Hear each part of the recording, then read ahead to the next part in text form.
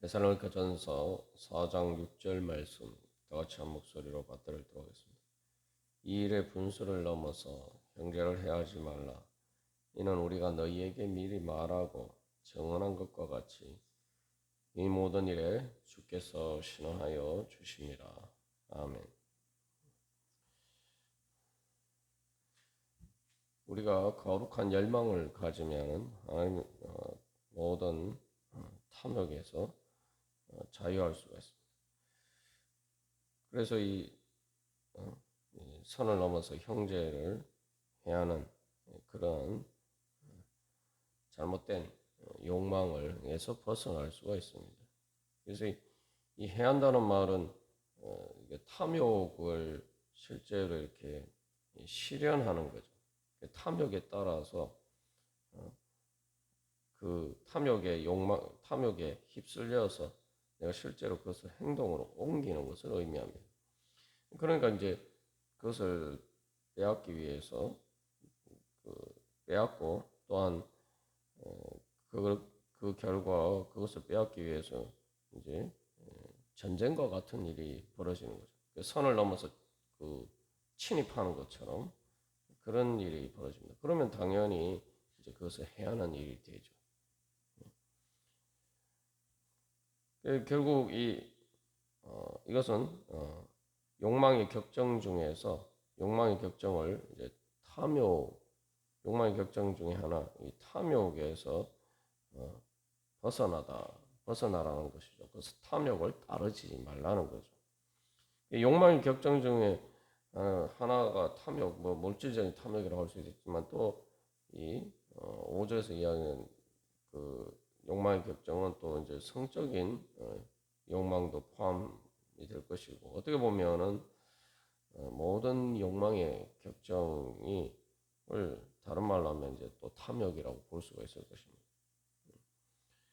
그런 이제 욕망의 격정이 이제 단순히 자기와의 관계 속에서가 아니라 이제 다른 사람들과의 관계 속에서 이 욕망의 격정에 휩쓸리게 되면은 그것이 이제 그 탐욕으로 나타나고 또한 그것 결과 다른 사람에게 피해를 입히게 되는, 다른 사람에게 손해를 끼치게 되는, 다른 사람을 억압하고 착취하고 해하는 그러한 결과에 이르게 된다는 것입니다. 그래서 이 6절 말씀은 이 다른 사람들과의 관계에서 그 욕망의 격정을 따랐을 때 나타나는 결과를 이야기하는 것이죠. 그래서 5절에서는 하나님과의 관계, 그리고 또 4절에서도 하나님과의 관계에서도 이야기하는데 또 3절에서도 하나님과의 관계에 대해서 이야기를 하죠. 그리고 또 4절에서는 자기 몸과의 관계, 자기 자신과의 관계. 그래서 이것들이 이 세 가지 관계가 이렇게 서로 이렇게 분리되는 것이 아니라 결국 다 한 가지 틀 안에서 이해될 수가 있다는 거죠. 하나님과의 관계가 잘못되면은 욕망의 격정에 휩싸이게 되고, 그 욕망의 격정에 휩싸이게 되면은 그것은 이제 일단 다른 사람을 해하기 전에 먼저 자기 자신을 천대하고 자기 자신에게 늘 해하는 그런 일이 된다는 거죠. 그리고 그 자기 자신을 해할 뿐만 아니라 이제 그것은 또 다른 사람에게 피해를 끼치는. 그래서 결국 자기도 망하게 되고 다른 사람들도 망하게 만드는 그런 일이라는 겁니다. 그래서 이게 우리가 일반적인 거로 보통 가진 관점 이기적이다라고 할 때의 그 잘못된 생각을 깨어져야 함을 보여주고 있죠. 이기적이라고 하면 이제 자기 자신만을 위한다는 거죠. 자기 자신만을 위하는데 그게 이제 하나님께 잘못하고 하나님의 거룩하신 뜻을 거스르고 또한 다른 사람들에게 손해를 끼치지만 그러나 그럼에도 불구하고 내 자신의 이익을만을 도모한다. 우리가 보통 이기적이라는 것을 그런 의미였습니다. 그러나 성경적인 관점에서 보면은 하나님의 뜻을 거스르고 다른 사람들에게 손해를 끼치고 다른 사람들을 해하는 그런 일들은 동시에 그 죄의 문제는 무엇보다도 자기 자신을 파멸로 이끄는 거예요. 그게 말 그대로 문자 그대로 이기적이라고 하지만 그게 절대 이기적인 게 아니라요. 자기 자신을 위한 게 자기 자신의 이익을 위한 게 아니라는 거죠. 그게 자기 자신을 이익을 위한 이기적인 것이다라고 그렇게 생각하게 만드는 것이 죄와 죄의 그런 속임수고 그게 이제 사탄의 거짓이죠. 거짓으로 우리를 속이는 거죠. 그게 바로 선악권. 이게 우리가 헛된 생활에 이기적인 것이 그 이기적인 탐욕을 따라서 행하는 것이 말 그대로 내 자신의 이익을 위한 것이다라는 것 자체가 사실은 거짓이란 말이죠. 그것이 착각이란 말이죠. 그것은 무엇보다도 나를 해야 하는 일입니다. 실제로 우리가 뭐 큰 규모에서 전쟁의 경우를 봐도 그렇지 않습니까? 뭐 이익을 위해서 전쟁하는 것처럼 보이지만 결국은 뭐 우리가 1차 세계대전, 2차 세계대전의 경우를 보면은 도대체 그 전쟁을 일으킨 나라들이 도대체 전쟁을 왜 일으켰는지가 알 수가 없어요. 물론 처음에는 자기 나라의 이익을 위해서 전쟁을 일으켰다고 하지만 결국은 패망하게 되죠.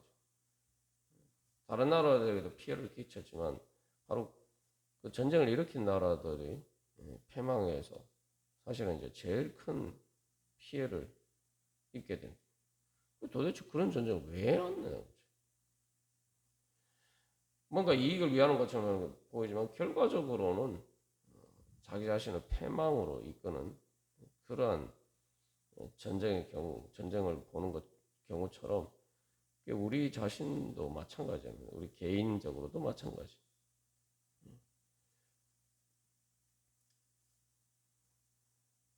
그래서 이 욕망의 격정을 따랐을 때 결국 이제 형제를 다른 사람들에게 피해를 끼치고 다른 사람들에게를 해하게 되는데 그런 이제 행동으로 이제 나타나게 되는데 그래서 이런 것들은 결국 죄는 결국 사망의 권세죠. 그래서 해를 끼친다는 것은 결국 이제 죽게 만드는 거죠.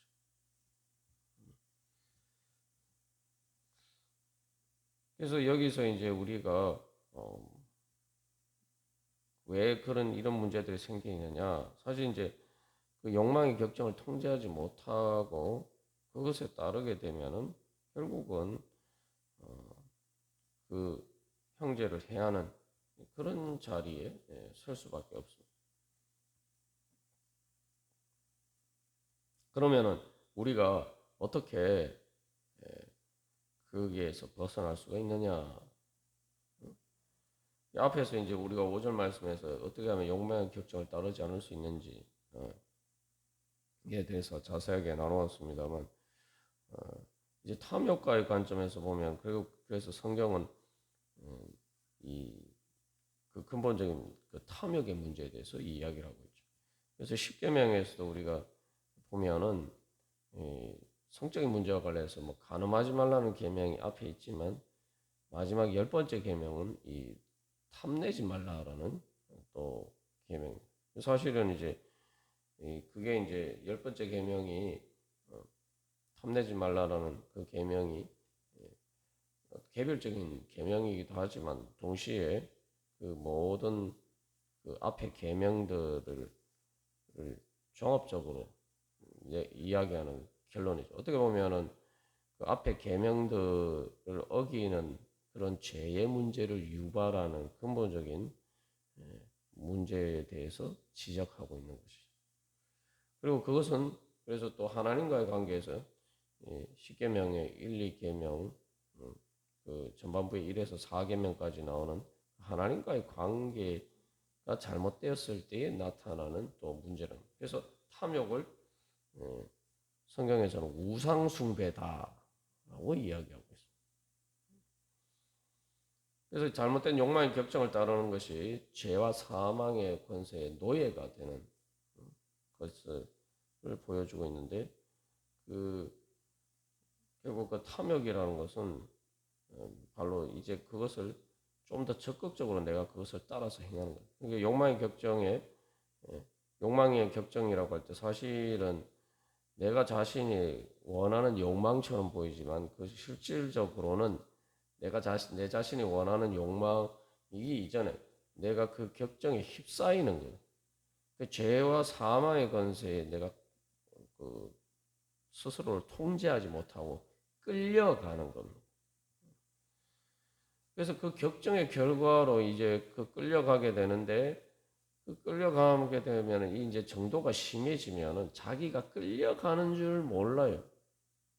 자기가 끌려가는 줄 모르고 이제 그게 완전히 세뇌가 돼버리면은 내가 내 자신이 원해서 가는 것처럼 이렇게 완전히 세뇌가 돼서 이제 그렇게 행하게 되죠. 그래서 처음에는 이제 끌려가는 그래서 일반적으로 끌려가는 상태보다 이게 상태가 더 심각한 상태가 되는 거죠. 끌려가는데 이제 세뇌가 돼서 이제 자기가 원해서 가는 것처럼 그렇게 된단 말이에요. 이스라엘 백성들을 보면은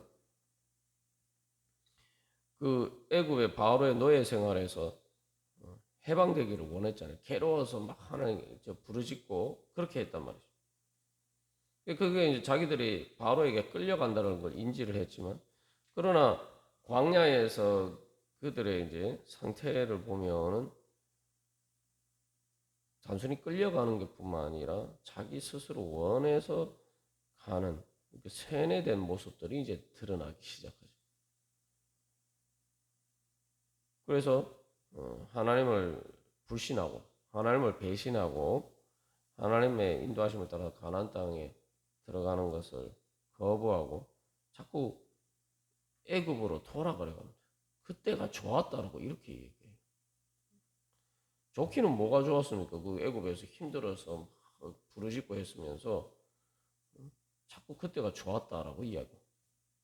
그래서 그때가 더 좋았다라고 하면서 그 애굽으로 자꾸 바로에게 돌아가려고 합니다. 그게 이제 욕망이에요. 그러니까 애굽에 살 때 이제 괴로워하는 것들은 이제 괴로워하는 것은 이제 그 격정에 휩싸이는 것, 자기가 수동적으로 끌려가는 것인데, 그러나 그걸 이제 자꾸 그렇게 하다 보면은 이제 그 노예의 의식이 빼어서 이제 자기도 모르게 크게 끌려가는 그런 것들이 형성이 됩니다. 그게 이제 욕망이에요.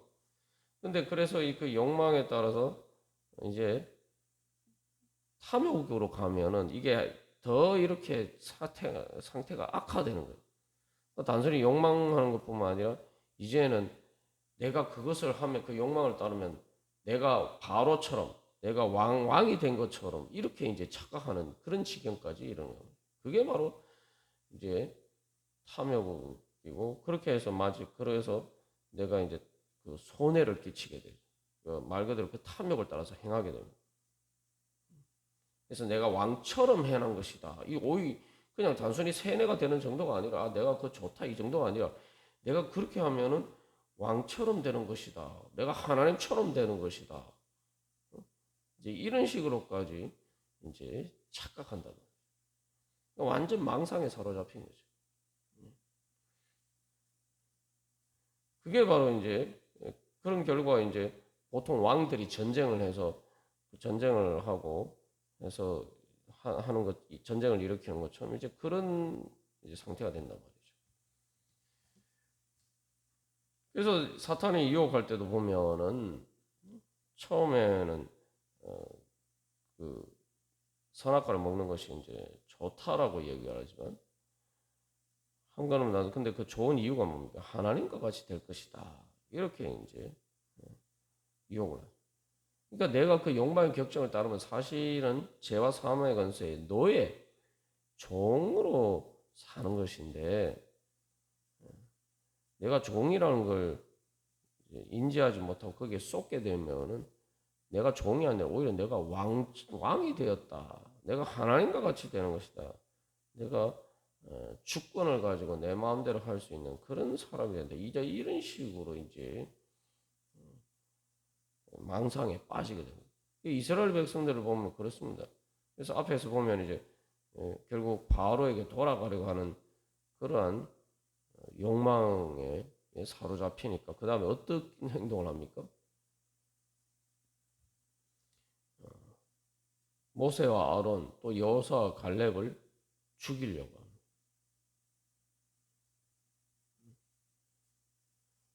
하나님 대신에 자기들이 왕인 것처럼 행동하면서 사실은 바로의 겉으로 봐도 그들이 하는 행동을 봐도 사실은 바로의 종처럼 행동을 하면서 오히려 자기들의 지도자인 모세, 아론 또 여호수아, 갈렙을 죽이려고 해요. 그러니까 이 하나님과의 관계에서는 자기들이 왕이고 하나님인 것처럼 그래서 왕이 둘일 수 없는 것처럼 그래서 제거하려고 하죠.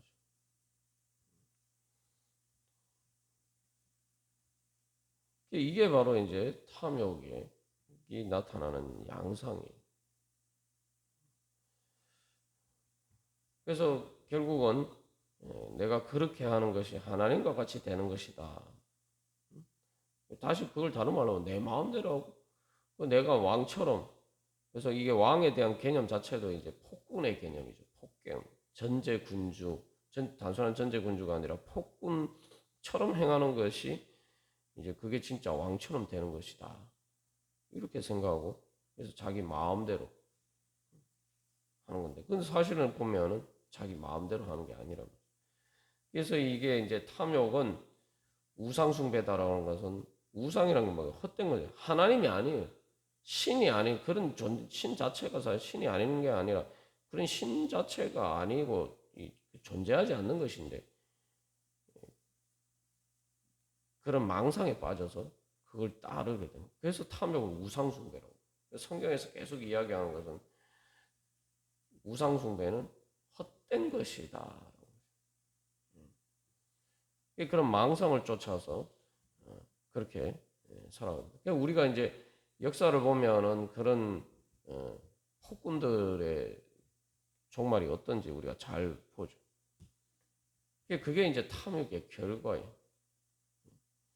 결국 그 폭군들은 멸망하는 것으로 끝나죠. 나중에 그 폭군들의 종말을 보면은 왕자리에서 이제 몰려나게 되죠. 그래서 아무도 그를 왕으로 인정하지 않게 됩니다. 그리고 자기 자신도 망하게 됩니다. 우리가 이제 그 전쟁이나 크게 이렇게 정치적인 그런 관점들에서 보면 이제 그런 것처럼 잘 드러나는데 우리도 우리의 삶에서 결국은 그런 자리에 부지부지간에 설 때가 많아요. 어제 우리가 나눈 것처럼 이 선이 경계선이 흐릿해지면은 탐욕에서 내가 그 탐욕에 사로잡혔는지 자체를 깨닫지 못하는 거예요. 그래서 이게 이제 그 점점점 이제 사태가 악화되는 것이 격정에 휩싸이게 되고 그 격정을 통제하지 못하게 되면 이제 그게 점점 강해지면 내 욕망이 되고 그게 더 강해지면 이제 탐욕이 돼요. 그렇게 되면 그 다음에 이제 실제로 그것에 휩쓸려서 내가 죄를 저지르는 행하게 되는 이제 그런 자리까지 나가게 됩니다.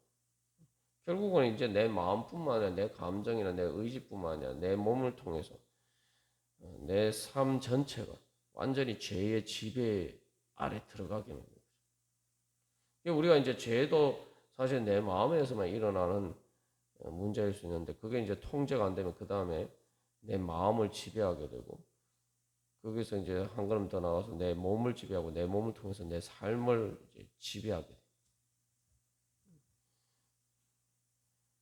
그게 바로 이제 결국 이제 이 분수를 넘어서 형제를 해야 하는 그런 일까지 나아가게 되죠.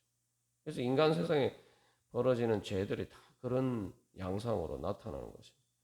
그래서 우리 안에 이 하나님이 거룩한 걸 통해서 이것들이 이 선을 넘지 못하도록 통제하는 이 능력이 상실이 되면은 우리가 그런 비참한 결과를 나아가게 되죠. 그래서 이 격정에서 욕망에서 이제 탐욕에서 그 탐욕을 따라서 해야 하는 그러한 행동까지 나아가게 되는 이 과정들을 보면은 이 선이 이제 점점 분명 이제 그 상대적으로 흐릿해져 가는 거죠. 그리고 그 선을 이제 자기 마음대로 이렇게 옮기게 되는데 결국 그렇게 되면은 망하는 거예요. 그래서 여기서 우리가 다시 한번 기억할 필요가 있는 것은 거룩은 생명입니다. 다른 말로 하면 거룩은 내가 사는 거예요. 내가 살고 내가 죽지 않고 살고 내가 행복하게 사는 게 거룩입니다. 반대로 하나님 거룩하신 뜻을 거스르면은 그것은 내가 죽고 또한 내가 행복하게 살지 못하게 되는 것이다. 우리가 그래서 사실은 신앙생활의 성화의 과정을 하나님의 거룩하심을 이루어가는 과정에서 제일 중요한 것은 5절에서도 하나님을 아느냐 모르느냐 문제에 대해서 이야기를 하고 있습니다만 결국 하나님을 아는 지식에서 자라가. 그것은 다시 말하면은 내가 내 그 죄와 사망의 권세에 세뇌가 된 그러한 어리석음에서 내가 벗어나는 것이 바로 이제 사실은 성화의 제일 핵심되는 그러한 비결이죠.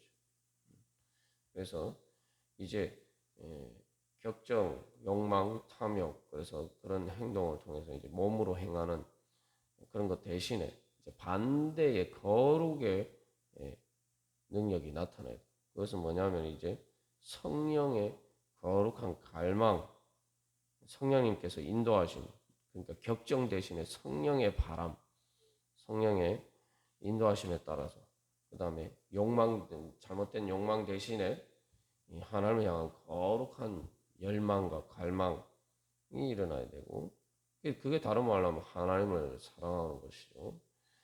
그리고 그것을 통해서 이제 탐욕 대신에 그 하나님처럼 되고 싶다. 여기서 뱀이 속였는데 하나님처럼 된다는 것은 예수님을 닮은 거예요. 그런데 사탄은 거꾸로 얘기하는 예수님이 진짜 이 땅에 오신 하나님이다. 우리가 예수님을 우리의 주님으로 고백하는 것에 거기에는 가장 중요한 믿음이 포함되어 있어요. 그 무슨 의미냐면 내가 하나님처럼 되는 것은 예수님을 닮아가는 것이다. 그걸 믿는 게 예수님 믿는 거예요. 이게 예수님을 믿는 거예요. 예수님을 주님을 믿는 거예요. 우리가 이제는 거룩한 갈망을 따서 내가 예수님을 닮아가야지. 하나님 아버지를 닮아가야지. 하나님 아버지의 자녀니까요. 그래서 내가 이제는 예수님의 그 영광에 데살로니가전서 3장 13절에서 이야기한 것처럼 예수님이 모든 성도와 강림하실 때 그 예수님의 영광 내가 참여해야지.